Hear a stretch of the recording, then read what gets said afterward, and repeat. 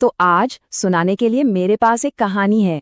ये एक छोटी सी बड़ी प्यारी सी कहानी है, एक अनोखे बंधन की और उसके दुखद अंत की। जरा सोचिए, धूप से तपती हुई एक रेलवे लाइन और उसके ठीक बगल में एक बेर का पेड़ है जो गर्मी की मार झेल रहा है और धीरे धीरे दम तोड़ रहा है। और बस यहीं से हमारी कहानी का पहला पन्ना खुलता है। एक ऐसी जगह पर जहां जिंदगी मुश्किल है, वहां दया का एक छोटा सा काम देखने को मिलता है। तो होता ये है कि एक छोटा सा कबूतर उस मरते हुए पेड़ को देखता है और पता नहीं उसके मन में क्या आता है, वो इसे बचाने की ठान लेता है। वो बार बार अपनी नन्ही सी चोंच में पानी भर भर कर लाता है और उस पेड़ की जड़ों में डालता है, और उसकी ये मेहनत रंग लाती है। धीरे धीरे उन सूखी डालियों में जिंदगी वापस आने लगती है। तो कबूतर की इस एक छोटी सी कोशिश से एक बहुत ही गहरा रिश्ता पनपता है। आइए देखते हैं कि ये रिश्ता कैसे आगे बढ़ता है। अब धीरे धीरे वक्त गुजरता है और वो पेड़ वो फिर से जी उठता है। उस पर मीठे मीठे बेर लगने लगते हैं और उस कबूतर के लिए वो पेड़ अब सिर्फ एक पेड़ नहीं रहता, वो उसका घर बन जाता है। वो उसी के फल खाता है, उसी की डालियों पर अपना घोंसला बनाता है और वही अपने अंडे देता है। मतलब प्यार और देखभाल से बनी एक छोटी सी अपनी दुनिया। लेकिन जैसा अक्सर खूबसूरत कहानियों में होता है, ये सुकून ज्यादा देर टिकने वाला नहीं था। कहानी में अब एक ऐसा मोड़ आने वाला था जिसे कोई नहीं रोक सकता था। आखिर रेलवे पटरी के किनारे बसी ये छोटी सी दुनिया कब तक महफूज रह सकती थी, है ना?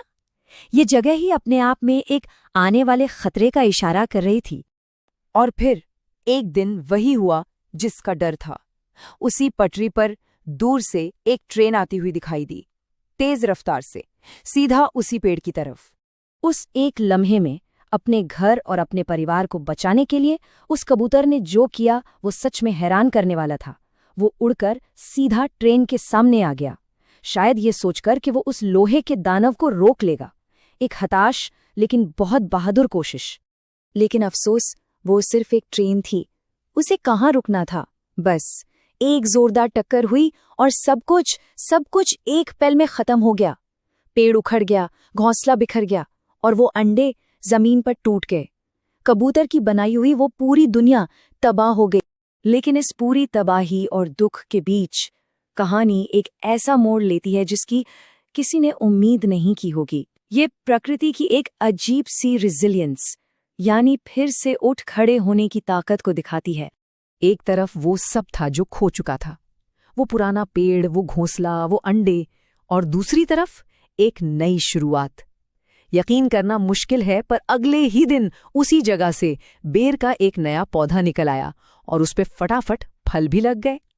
और अब हम आते हैं कहानी के सबसे दिल को छू लेने वाले हिस्से पर, तबाही के बाद जो हुआ उसकी कहानी। देखिए, कुदरत ने तो अपना काम कर दिया था।